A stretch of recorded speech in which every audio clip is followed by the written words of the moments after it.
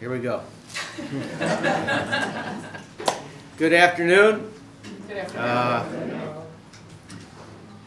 Good afternoon, and welcome to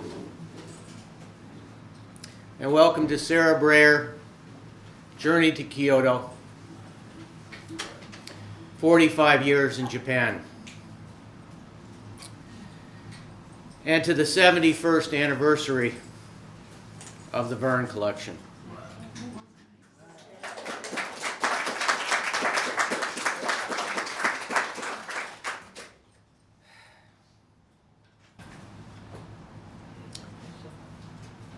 Oftentimes people ask me, how does a gallery last for 71 years? And I asked my parents, I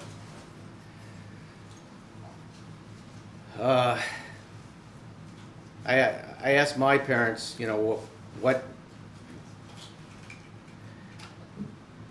how did they begin this collection back in 1953 and 1954 when my dad was a doctor and lieutenant in the U.S. Navy? And they didn't have very much money, and they began by collecting a pair of Japanese scroll paintings from the 18th century for about $15 each. And those were the two that were on loan to the Metropolitan Museum in New York. And they told me that when you look at art, whether it's American or European or Japanese or whatever country or culture it's from, you should always look at work with your eyes and your heart. The second thing I learned was when I went to MBA school at Case Western Reserve. And one of my marketing professors said one of the keys to being successful is to be one of the first people to do something. And my parents were some of the first people after World War II to bring back fine Japanese prints and paintings, some of which were on loan to the Metropolitan and the Cleveland Art Museum and the Fogg at Harvard. And I realized about 35 years ago, I was doing a show, I think, in New York, and every once in a while you get some really, really tough person that comes into your exhibition space, and I was selling mainly just antique Japanese prints and paintings and contemporary Japanese prints. And it was at a time when the Japanese economy was doing very, very well, and everybody was mad at Japan. And this guy comes up to me, he says, well, why don't you show American?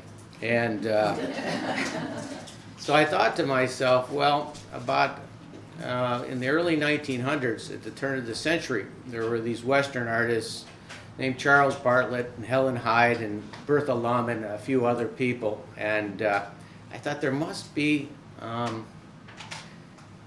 some new Western artists, mainly American artists, in Japan. And I had seen a few of their works in some of the shows in Tokyo, but nobody had really focused on these people.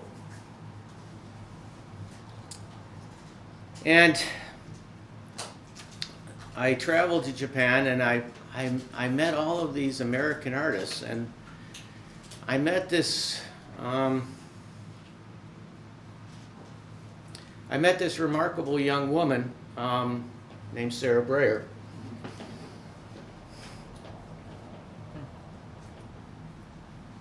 I've been doing this so long, I get emotional now. But I met this remarkable young woman named Sarah Brayer, who had gone to Japan in 1979 with a backpack on her back, and had started by studying, I believe, with Toshi Yoshida. And Toshi Yoshida, she studied woodblock printing with. And Toshi Yoshida's father was a man named Hiroshi Yoshida, who was one of the most famous landscape woodblock printmakers in the 1920s and 30s. And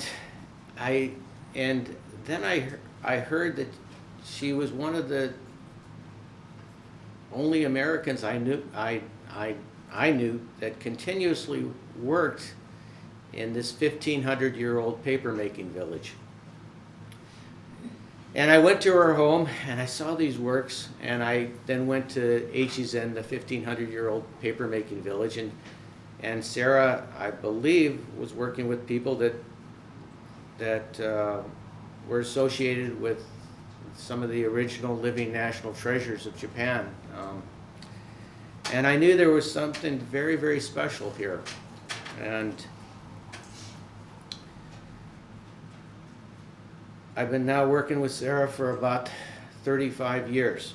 And right now there's a show at the Allen Memorial Art Museum of her work and Amy Lee and a Chinese artist and their paperworks. And Kevin Greenwood is here from the Allen. And but just tell you a rough quote from the former curator from the Smithsonian. It's not exact, but Joanne Moser said, Sarah Brayer is one of the great contemporary artists of our generation.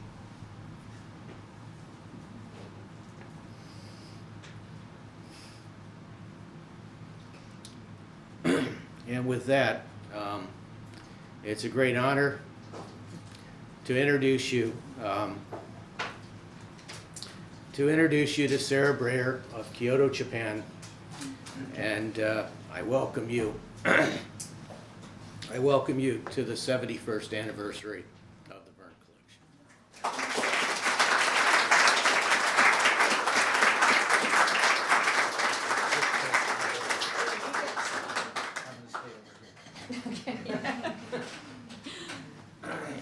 Thank you, Michael. Thank you all for coming. It's really a pleasure to be here in Cleveland, 12 years after the 60th anniversary. I was here. And yeah, today I'd like to tell you a little bit about my journey into art and how it evolved in Japan. And I want to keep it fairly short so that there's time for questions and that you can ask me what you really want to know about. I want to just start out with a piece that I've been working on in a new series, just to show you the most recent work, because sometimes you get talking and you don't talk about the most recent.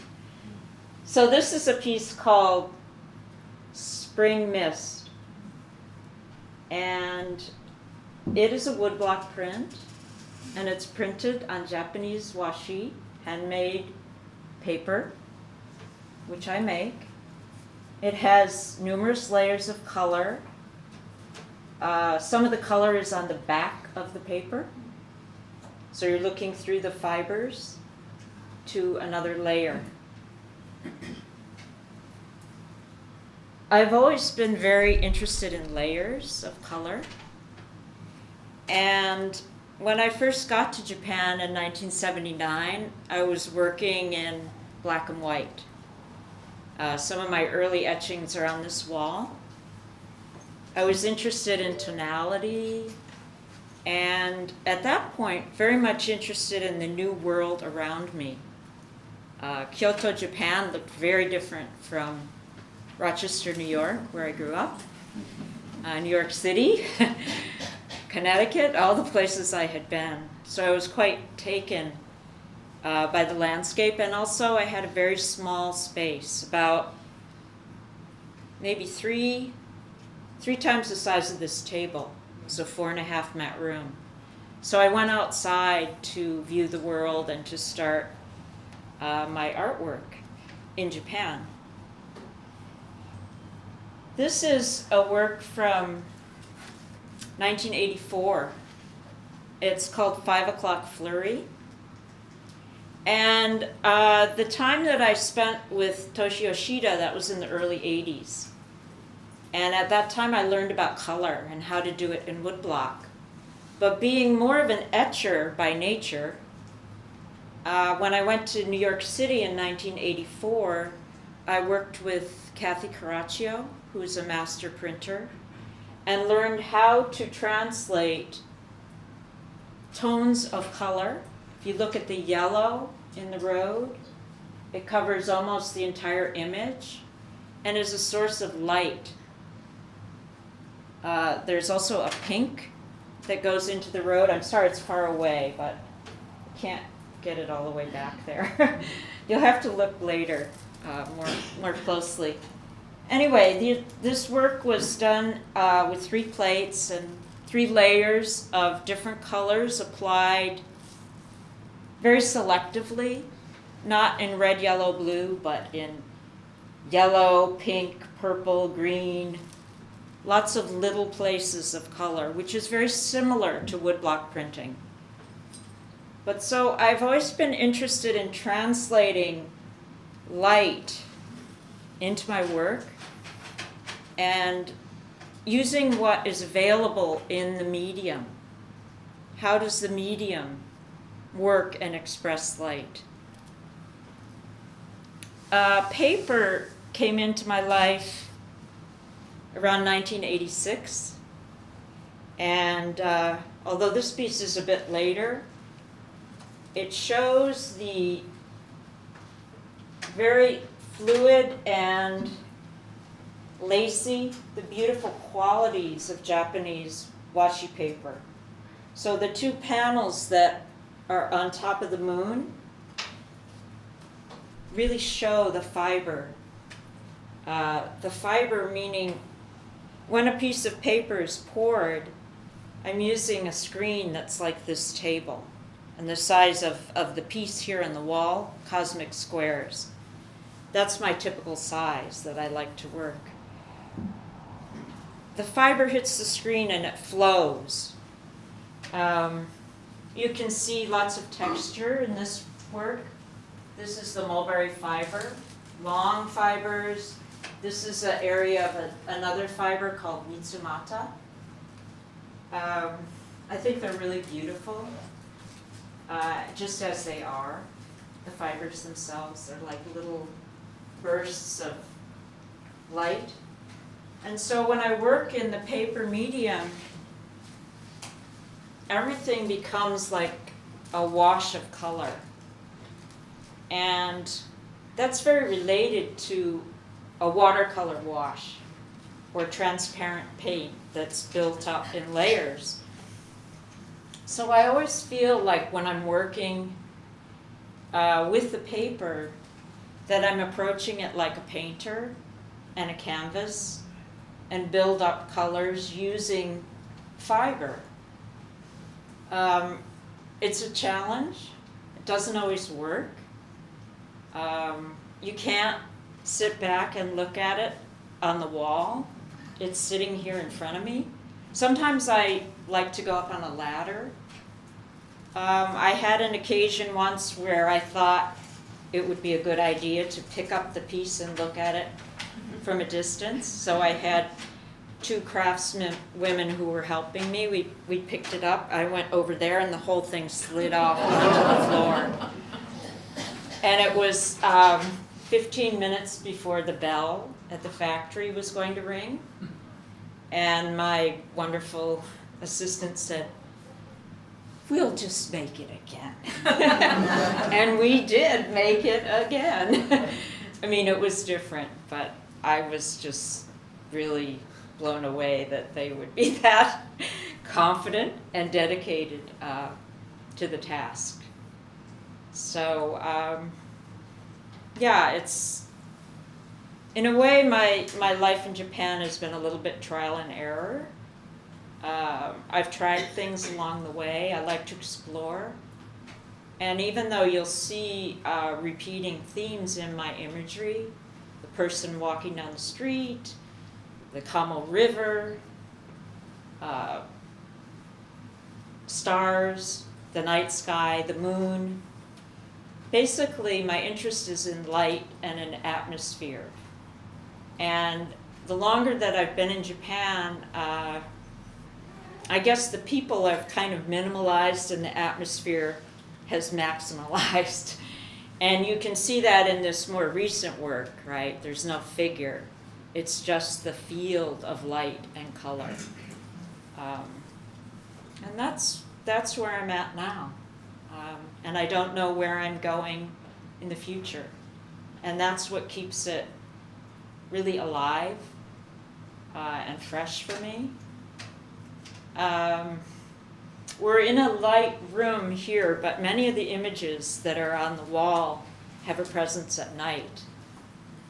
This cosmic squares, every element in this work that is white glows in the dark. And you may wonder, well, why does that happen? It has a phosphorescent pigment, which I add right into the paper fiber. And that, too, is an experiment. I didn't know if that would work, if the actual fiber would grab the pigment. But to my delight, it does. And if you get up closely, sometimes, like in this area, you can see a little bit of the, it's a pigment, it's a powder. It's made in a lab, not from bioluminescent creatures. It's very stable and it's non-toxic, and it will probably glow longer than the paper exists. I mean, it's a very stable product. To me, it adds the element of light in the dark without having an artificial form of light to illuminate the piece. And that's a very magical element, in my opinion. Some of the others on the wall, for instance, Luminous Moon that is behind Will, and Midnight Moon, which is the crescent moon on the far wall. And then over to the right, we have the Red Thread, which is a moon rising from the clouds, and there is just a red stripe. I like to add an accent of red into my work. It started out with love of the chalk mark. It's always in red.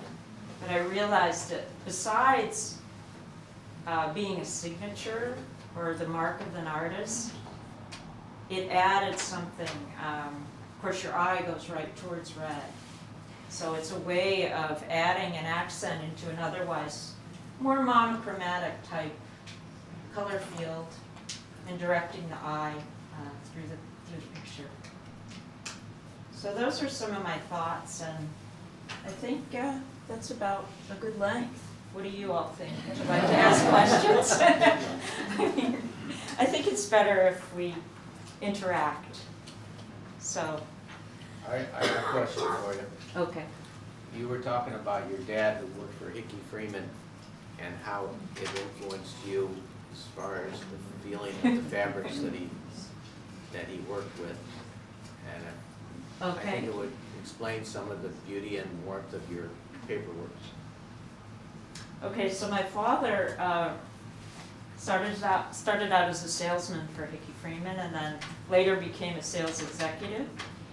And one of the elements of his job was that each season he would get a new wardrobe. He would, model the collection.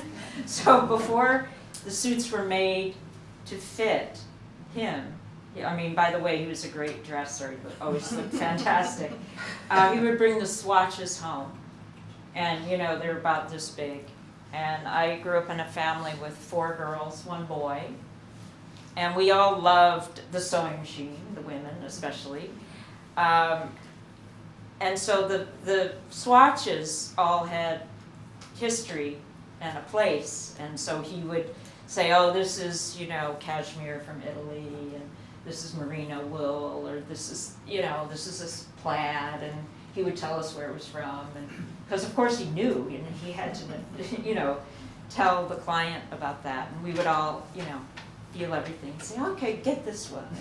We would vote on what suits he would order. So I have a memory once where he brought home a yard of cashmere. And in those days you could make, I mean, I was maybe 14, 13, and I made a pair of hot pants out of it. Remember hot pants? Well, a yard of material was enough in those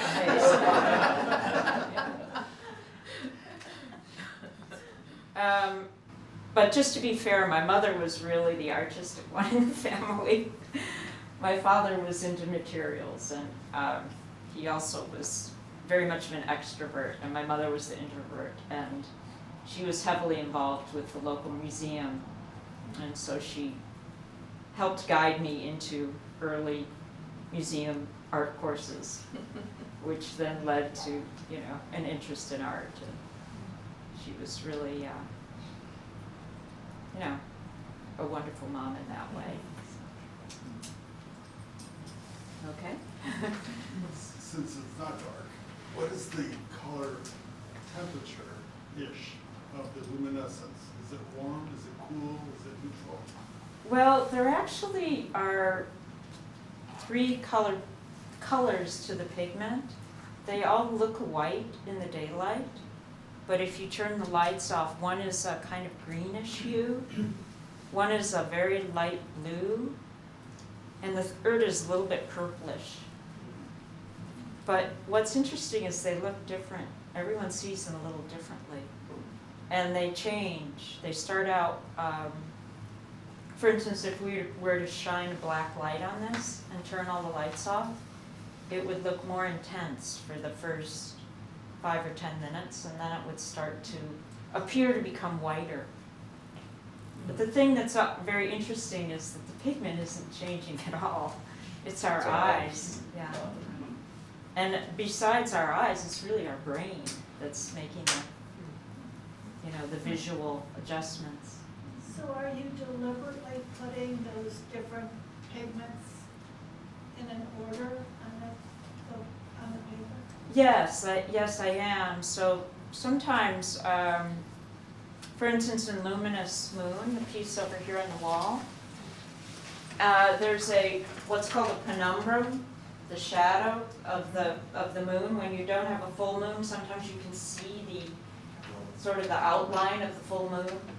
So if you look at the print under the two layers that look like a curtain of textured paper, there's a solid white moon that in the dark will glow through the two panels of paper.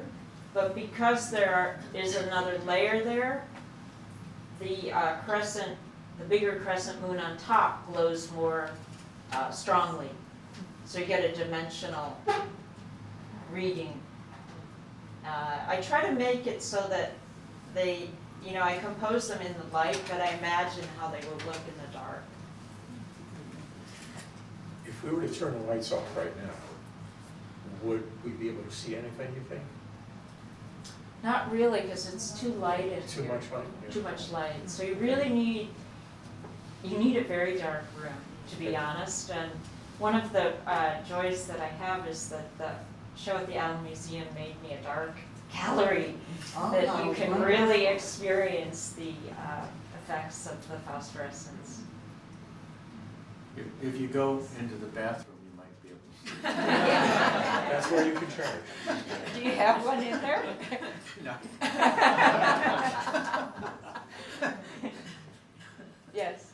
Hi Sarah, I'm Armin, and I viewed the video of your journey to making the pieces for the doors in the temple this morning. It was very moving. Thank you. And you answered my question about the luminescent paper, because yesterday when I looked at it, I saw that term. I said, what the heck is luminescent paper? I was just so struck by that. But when I watched the video, there was something in there that kind of started to understand it. But I want you to know that I will be honored to live with this piece in my home. Oh, thank you. Kyoto. Uh-huh. Yeah, thank you. Sure, thank you very much. Sarah, is that the same video that shows how you actually make the pieces? Yeah, You it saw that has, in your- it has about 10 minutes, I think, of footage of me working Yeah. up at the paper studio. And that's worth watching if you have any questions about how she makes the paper. Where is it? Where's the video? It's on your website. It's on, you can see it on my website. Oh, okay. And it's also on a channel called NHK World, which specializes in documentaries and news programs about Japan. Oh, So it was originally made by NHK News. They came and they heard about the project, and because the project to make the doors for the temple happened during COVID, it took a long time. I actually couldn't go up to the village for about a year because Japan was really being very careful about people crossing over prefectural lines, etc. So they came and filmed the whole process, starting in the studio and, you know, going up into the paper factory where I work. And they had a camera that they put up high. So they filmed it from above, which I've always wanted to do and never been able to, but that was kind of cool. Yes? I'm interested in your habits as an artist. If you could say something, you get up in the morning and go to the studio, or Uh-huh. Well, that's a good question. What are my habits?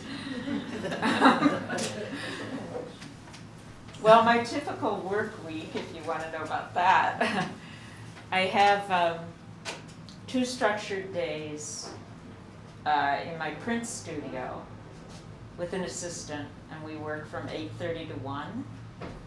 And then I have the afternoon to look at my work and make adjustments, and she comes back the next day, and that's really great. So I have someone who's assisting me when I'm doing things on my etching press. And when I say etching press, that could also be woodblock prints. Lately I've been doing a lot with woodblock. And then I have another day where a different young woman comes to assist me with my packing and my office work and my inventory list and all the things that, you know, you have to do to keep things rolling and in order. And then, okay, so that's 3 days out of the work week, and then I have other times where I like to get up early. This time of year in Kyoto, I get up at 5:30 because it's so hot. And then usually take a break around noon. And then I used to work a lot at night, and I don't so much anymore. I like to work in the daylight. So, yeah, I like to be in the light. Yes? I just wanted to ask you, you had said previously that many of your works are layers of color. And Yes. so, but the paper pieces, you're pouring the fiber. So are you pouring a layer of color and it dries and then you pour another layer on top? Is that how it works? I pour layers, 1 layer on the bottom, which becomes like the base of the image, but nothing dries. Everything's still wet. Okay. And so it's a little bit like cooking. I have vats of color, and the color is the fiber mixed with pigment, and it's about the consistency of tomato puree. And I have, you know, a mixer and spoons and measuring cups. It's very kitchen-like because I have to get the fiber onto the image. Nothing is brushed, however, so that in a way it's very different than painting.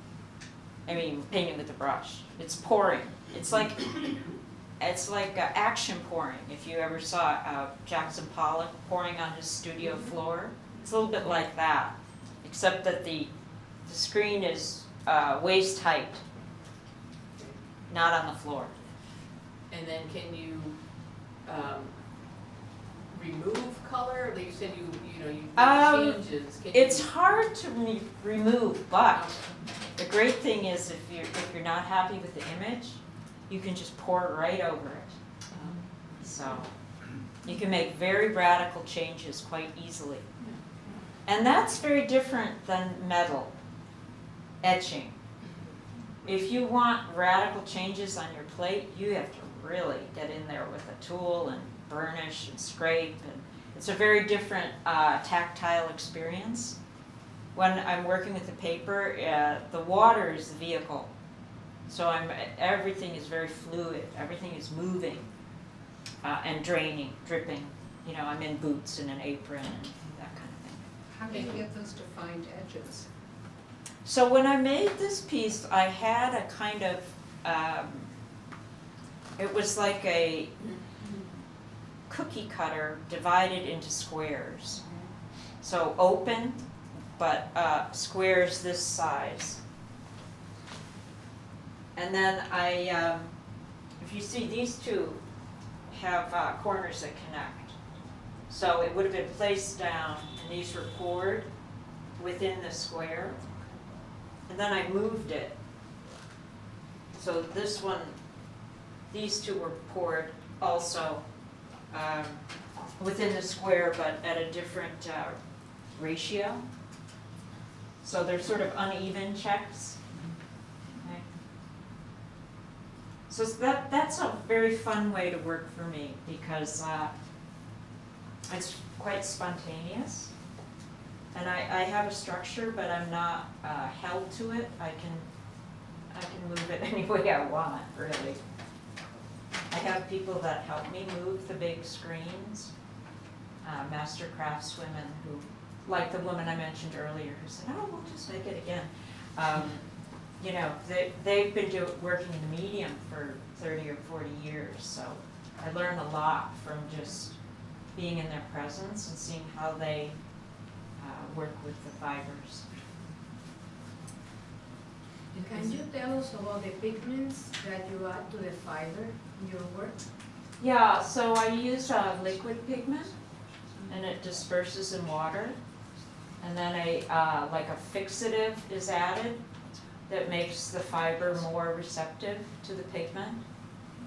Kind of, it fixes it so it doesn't just wash away. Is it natural pigment? Well, you know, many pigments come from natural sources, but it's not a plant. It's not like a natural dye that you think of with where you take plants from nature. The natural dyes are very beautiful, but they're not very strong. Can't get intense color. And so the color's important to me and the intensity. I need contrast, so I don't use the natural. I mean, they are sort of natural, but they're not what you're thinking of, I think. Yes. Yeah, right. Indigo. Well, you know, indigo is wonderful. It's a beautiful thing. I do use indigo colored paper that I physically dye with pigment, but to be honest, indigo is very fugitive as a color. It fades very rapidly. So I make an indigo using, you know, different blues like a phthalo blue, cobalt blue, and a black. And I feel that you know, that's more important to me. You can also buy, sometimes I use liquid indigo pigment, but I don't have a vat. You know, indigo dyeing, you need a vat. And it's quite easy to do cloth, but if I was to do indigo paper, I would have to dip a dry sheet of paper. It's a different technique. This is all wet, right? And you can't, believe it, I've tried this, you can't dye the indigo fiber and get a deep blue. You can get a very nice light blue, like your shirt is about as dark as you can get. Thank you. Sure. Question about your work environment. Are there other Westerners in your circle? Yes, yes. Although not up at the paper village. I've never run into a Westerner up there. But to be honest, when I go up there, I'm very focused on what I'm doing. So the people that I meet are going through the factory that I'm working at. I'm not going out walking around, you know, socializing. So, yes. So forgive me if this is a foolish question, and I'm new to this world, but, I mean, not to this world. That's right, we're no foolish Just wanted to ones. clarify that. But if you are only working with wet paint, like, what is the time frame for a piece like this? So, you know, the time frame includes a lot of prep time, right? So the prep time means I have to think of it. What am I going to do? And then I have to make the colors. And so that, when I arrive at the paper studio, you know, the fiber is there already taken off the trees, it's been washed, it's ready to be colored, but it's, you know, it's cream, it's pale, it's white, it has no color. So first I have to dye or pigment the fiber, and I make like a palette of color, and that usually takes about a half a day to a day. And I test each color with an iron to see what it's going to look like when it's dry. So I have little swatches, and I look at those swatches and then I think, okay, is this the color harmony I want? And, you know, then I can kind of make changes. And then depending on the piece, like if you look at this piece, Sisters, that's here in the center of the room, the two women, there are multiple colors in that work. And each of the colors was poured into a stencil. So I had to make the stencil and have that prepared. And then if I'm going to layer the colors, I kind of think about that, like what goes under. So depending on the piece, the actual pouring is not always the most labor-intensive part. It's really the prep that's takes the most time. And then sometimes, you know, the entire image isn't created in the pouring. I'm thinking I'm going to add something after it comes back. Comes back meaning it gets sent to me in a big roll from the factory. I go home. They send me the work, I unroll it, I look at it, put it out on my studio floor, and then I sometimes go, great, and other times I go, oh. What happened here? So, you know, then that, a whole other thing starts to happen. Yes? So, can you talk about the process of working collaboratively in a pour? So there might be 3 or 4 of you pouring one piece at the same time. What's the conversation like before the pour? When you're- Oh, it's usually like, Sada-chan, are you ready? I'm like, no, not ready. There's a lot of that. The paper makers are much faster than I am. I have to think about it a lot more. And usually, you know, there are 3 or 4 of us standing around the screen. And the big bucket that holds the fiber for the base sheet, which in this case, this one would be blue. And we all get our buckets, and the strongest person has 2. And we all stand around, and they all look at me like, is she ready? Is she ready? And then I pick up my bucket, and we all pour together. And then everything, you know, the fiber swirls around, and the master paper makers keep an eye on everything. Because if somebody's been too wild in their pouring, it's going over the edges, and, you know, they're kind of coaxing it to make sure it stays in the frame and drains nicely. And if there's any place that's too thin, that's a chance to pour a little bit more in the frame. And then it drains really fast, less than 30 seconds. And so if I'm, sometimes I'll make a composition that relies completely on the pouring to make the image. So in that case, I'd be ready with, we'd pour the base sheet, and then I'd have other colors ready, and I'd pour right into it, and it would move around and swirl and, you know, be very, in a way, very uncontrolled. Even though I've thought about it, I don't really know what it's going to do. So I don't know if you can answer this question, and I don't know if you've been to Morgan. Yes, I have. So they grow the mulberry trees and make the pulp, and oftentimes the paper that comes out is kind of considerably thicker and puffier. Can you speak to what, this is much finer and Yeah, well, all my paperworks are pressed. Okay, so there's a part of the process after the piece is complete and still sitting on the table. The frame that has held the fiber in place comes off. It's like a window frame. And then the bamboo screen gets picked up by two master craftspeople. This is very heavy.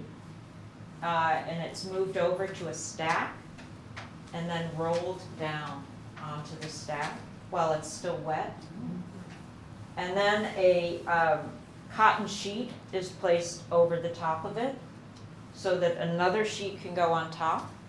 And after there are 10 sheets stacked up in this method, it gets covered with a board and rolled over to a hydraulic press. And the water is squeezed out.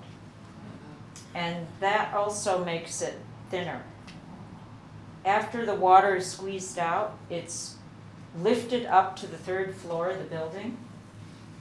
And two master craftspeople, and in this case men, the men do the drying, they take the sheet off, they lift up the paper, they throw it down on the board. It's like an incredibly skilled process. And they brush it with a brush, and they allow it to air dry. And so that makes a different surface. And I'm very fortunate to be able to work in this factory and have that be part of my process, because often paper makers will air dry their work. And it's just a different, it's also beautiful, but it has more dimension, and it's less, for me, I like the layers. So I like to look through something thin, and the pressing really adds to that quality. Kevin.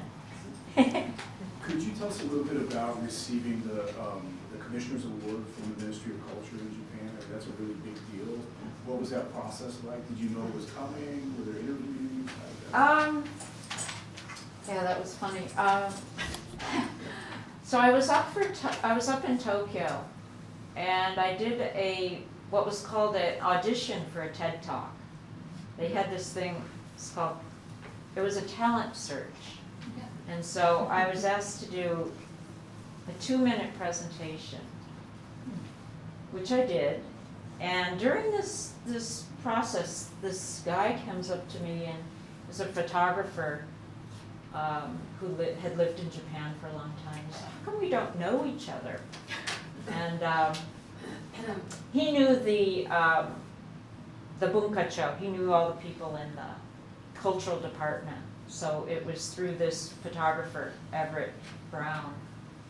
He ended up telling the commissioner about my work, and then he came to my studio and saw some of the larger pieces on my wall. And then what happened? Oh, well, we had a meeting, and this was actually the best part of it. He said to me, "What do you think the cultural department should be doing in Japan now?" He asked for my opinion. I thought that was amazing. And I said, "Well, you should, you have this national treasure program in Japan, but you need to do something for the young contemporary artists. You should be, how about that as an idea?" So then they all left, and then I got a phone call that I was one of the prize recipients for that year. And the prize was something like for disseminating Japanese culture to a wider audience.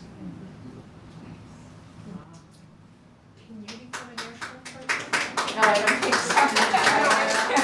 I'm not a national. We got one more question here.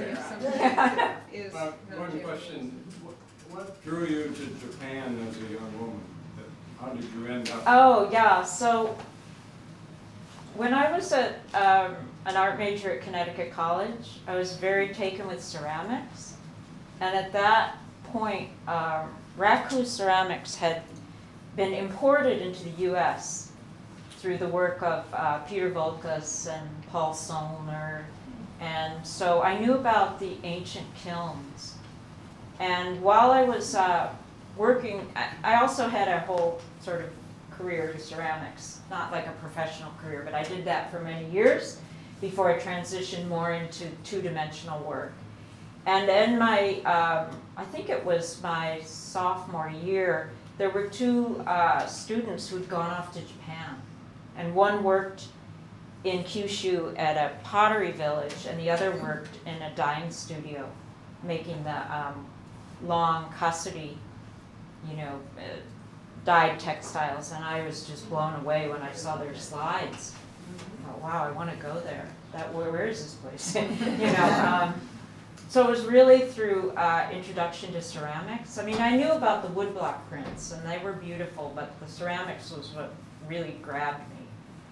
And then I had an opportunity to go with another graduate from Connecticut College, so like that. Yes?